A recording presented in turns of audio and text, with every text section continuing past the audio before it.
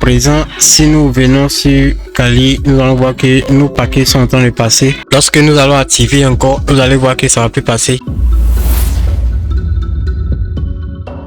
Bienvenue dans cette vidéo qui sera la deuxième vidéo de la série pour la mise en place de notre laboratoire de tests de sécurité qui consistera à déployer notre machine cliente ou bien notre machine cible Windows 10. Dans la vidéo précédente, nous avons installé Kali Linux qui était notre machine d'attaque, et dans cette vidéo, nous allons nous concentrer à l'installation de Windows 10 qui sera notre machine cible, notre première machine cible. Sans plus tarder, passons à la pratique.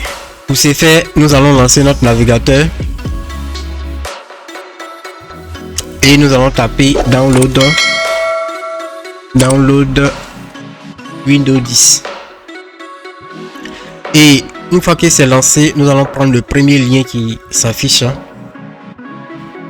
Une fois sur le lien, nous allons descendre et nous allons télécharger l'outil de création de support, qui est la création d'un support d'installation de Windows 10. Nous allons cliquer sur télécharger. Nous allons lancer nous allons autoriser. Ici, nous allons attendre à ce que l'outil se lance et nous allons commencer la configuration. Pour votre information, Microsoft a lancé la fin du support de Windows 10 qui sera pour le 14 octobre 2025. Cela ne veut pas dire que Windows 10 ne sera plus utilisable.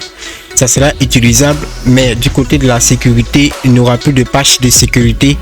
Donc la machine Windows 10, ceux qui auront des machines sur Windows 10, ça sera tellement vulnérable que je vous conseillerais de passer à Windows 11. Ok, une fois que c'est lancé, nous allons accepter en bas ici. Nous acceptons. Une fois que c'est ouvert, on nous demande qu'est-ce que nous voulons faire. Avec cet outil, nous pouvons mettre notre machine à jour, ou bien nous pouvons créer un support d'installation comme clé USB, DVD ou bien le fichier ISO.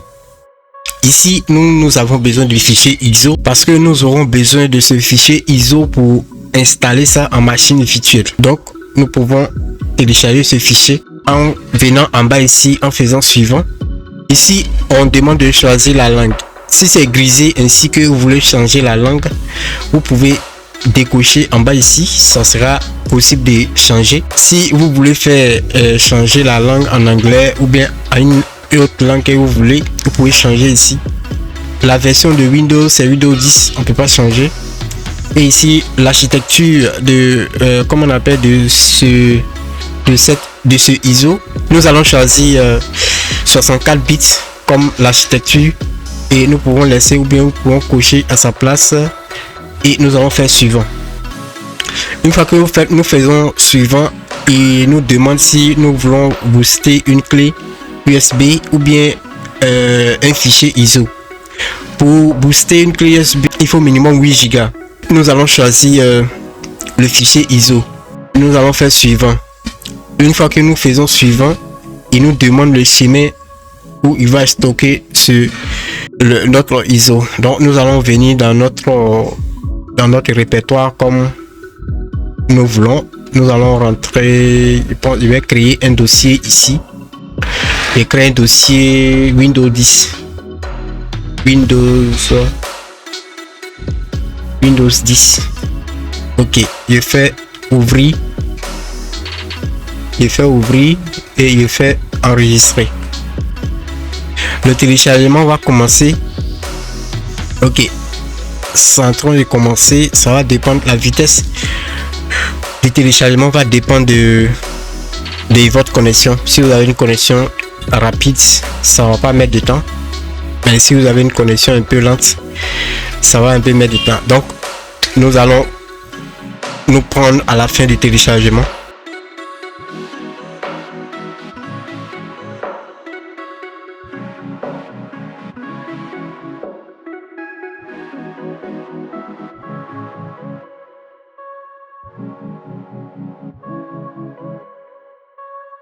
Le téléchargement vient de se terminer et prépare un état d'avancement. Donc nous allons patienter encore pour une fois de plus jusqu'à ce que cet état d'avancement puisse être terminé.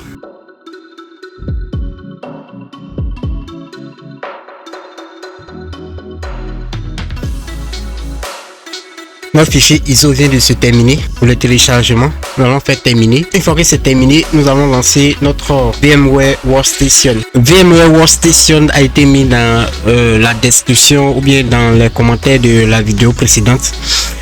Cette vidéo va s'afficher juste en haut ici.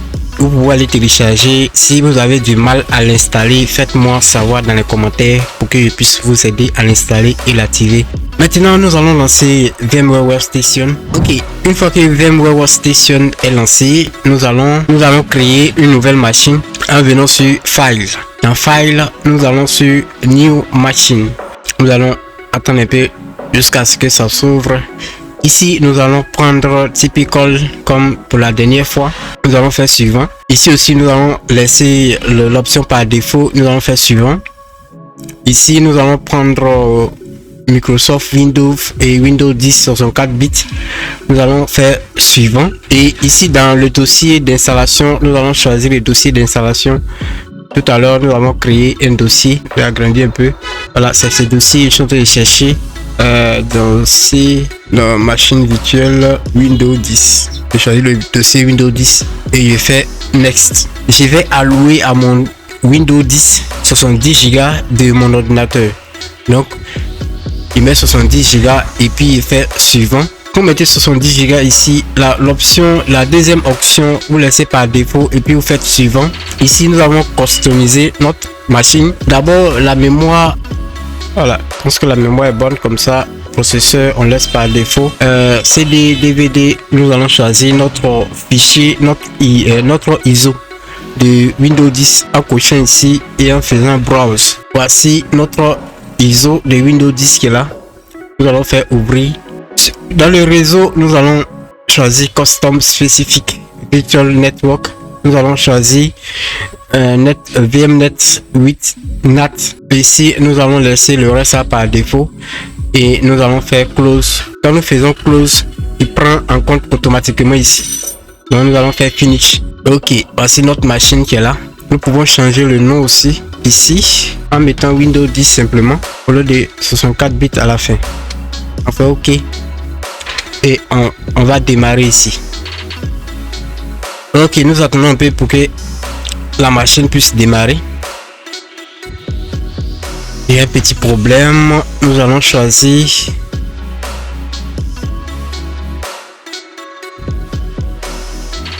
nous allons fermer d'abord.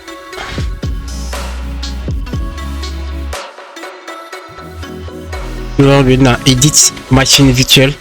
Quand nous sommes dans Edit Machine Virtuelle, nous allons venir dans Options Advanced. Dans Advanced, nous allons choisir BIOS et nous pouvons démarrer maintenant. Notre machine virtuelle peut démarrer maintenant et nous allons suivre le processus comme ça va se passer dans cette vidéo. La machine démarre. Le même processus que vous allez suivre ici pour faire l'installation en machine virtuelle est le même processus que vous allez utiliser pour installer comme sur votre machine physique. Donc rien ne change. Ici, comme on avait choisi français, nous allons laisser français par défaut. Nous allons faire suivant. Ici aussi, nous allons cliquer sur installer maintenant. Démarrage du programme d'installation. Nous attendons, nous patientons un peu. Ici, on demande une clé d'activation de Windows 10. On en a pas. Donc, on va faire, je n'ai pas de clé de produit. Ok, pour avoir toutes les fonctionnalités que Windows offre à ses clients, nous allons choisir Windows 10 professionnel. On fait suivant. Ici, nous acceptons les thèmes de licence et nous faisons suivant. Nous allons choisir l'option personnalité. Non. Voici notre disque de 70 Go que nous avons choisi. Mais ici, nous n'allons pas partitionner. Nous allons poursuivre avec ce disque. Non, nous allons faire suivant. Et l'installation va commencer. Il va commencer à copier le fichier de Windows. Et il va préparer maintenant les fichiers pour l'installation. Cette étape va un peu durer. Donc, on va se retrouver à la fin de l'installation une fois que il est arrivé ici.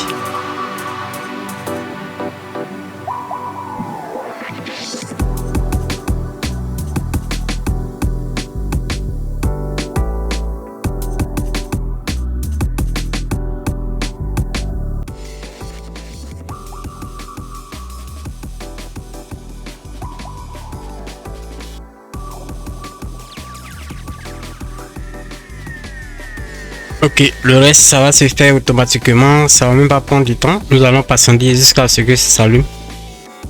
Il est en train de faire des installations, des mises à jour. S'il y en a, il va le faire et en cours d'achèvement. Windows doit redémarrer votre ordinateur pour continuer. On attend. Notre machine est en train de démarrer et démarrer des services.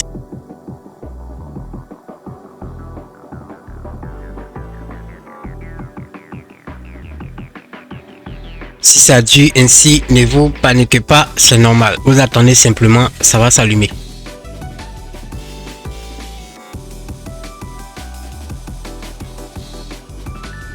Ok, nous allons commencer à choisir notre région.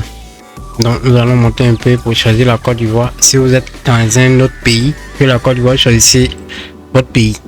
Donc moi je suis en Côte d'Ivoire, je choisis Côte d'Ivoire et puis effet suivant. Le clavier, nous allons choisir français. La disposition du clavier, choisir français et on demande si on veut ajouter une deuxième disposition. On dit non, ignorer.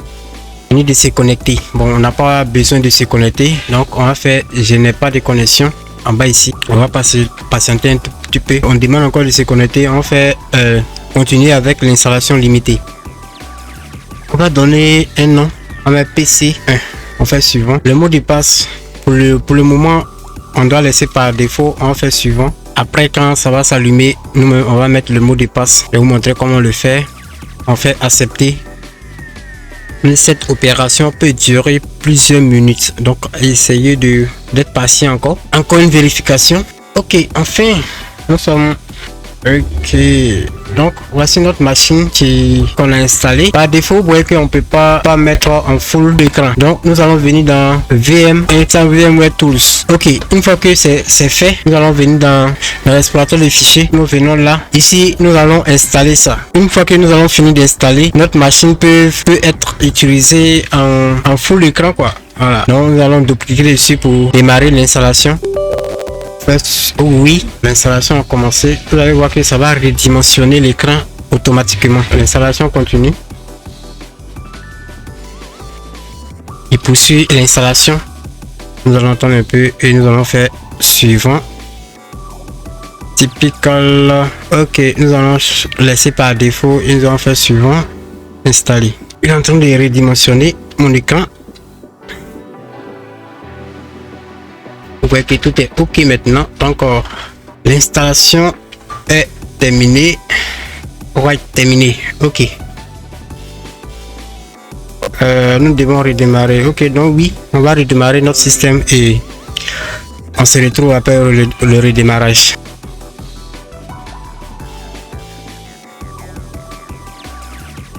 Ok, notre PC a démarré avec succès. Nous pouvons voir si vous avez l'habitude d'utiliser Windows 10, PC n'est pas connecté. Nous allons essayer de connecter aussi parce que c'est pas connecté. Vous voyez que c'est pas connecté, il n'y a pas de connexion. Pour vérifier la connexion, nous pouvons venir là. Nous allons diminuer et venir dans VM Setting. Dans Setting, nous allons voir VNet 8, c'est déjà connecté. VNet 8.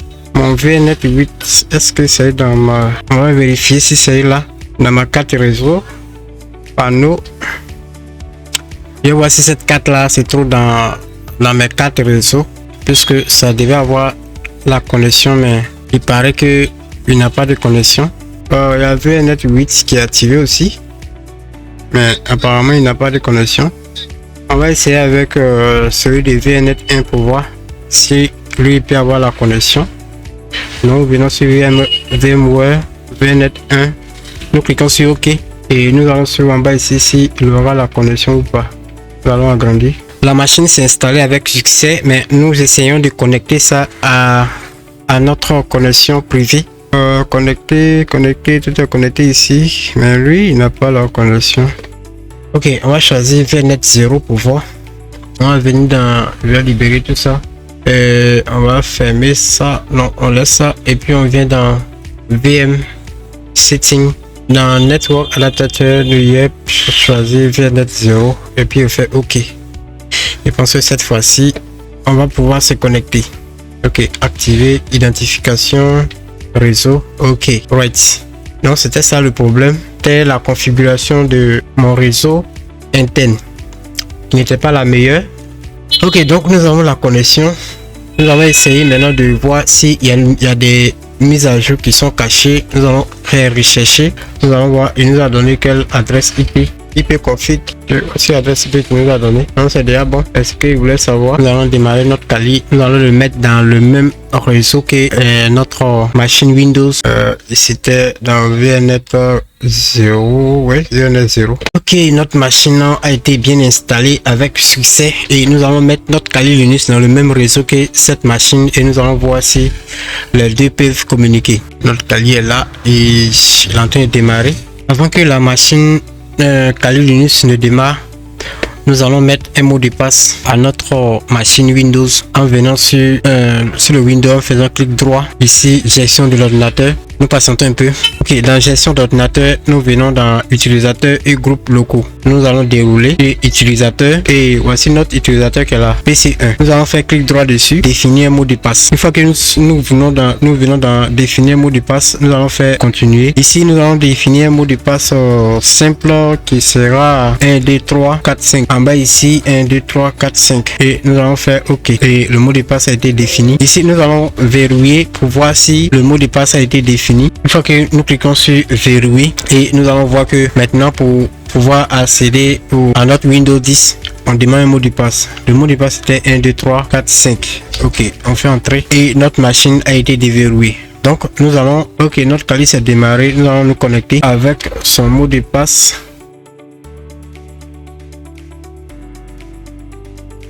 On fait IP adresse et nous voyons que il a eu 192.168.1.70. L'autre il avait eu .1 que nous pouvons confirmer ici. Nous pouvons le confirmer ici en venant IP config.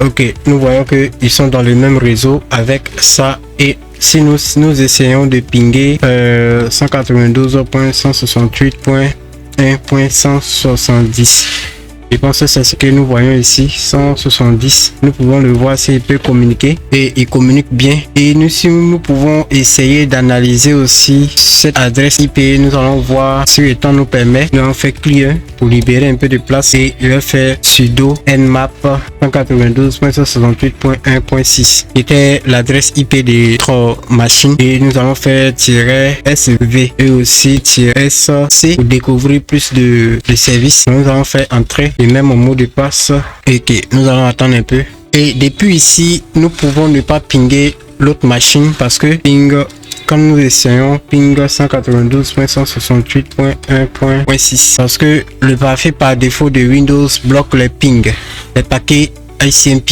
Voilà, nous avons notre analyse bien déroulée. Nous voyons que le OS c'est Windows et la version, nous n'avons pas ça.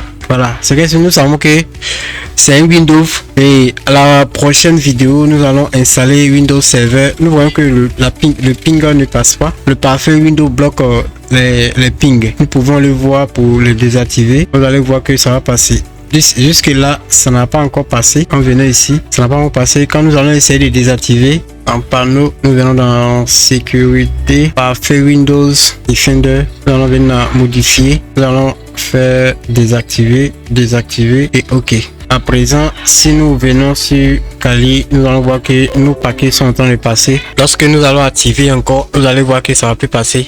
Il est déjà activé. Voilà. En cliquant sur activer le pare-feu, quand nous allons venir sur Kali, vous allez voir que ça va plus passer. Nous allons faire et puis nous allons relancer. Vous voyez que ça passe plus. Voilà, donc par défaut Windows bloque les paquets ICMP, les paquets de ping pour une question de sécurité. Voilà, donc c'est la fin de cette vidéo. Je vous invite à vous abonner pour ne pas rater les prochaines vidéos qui vont venir de la série. Donc merci beaucoup et à bientôt.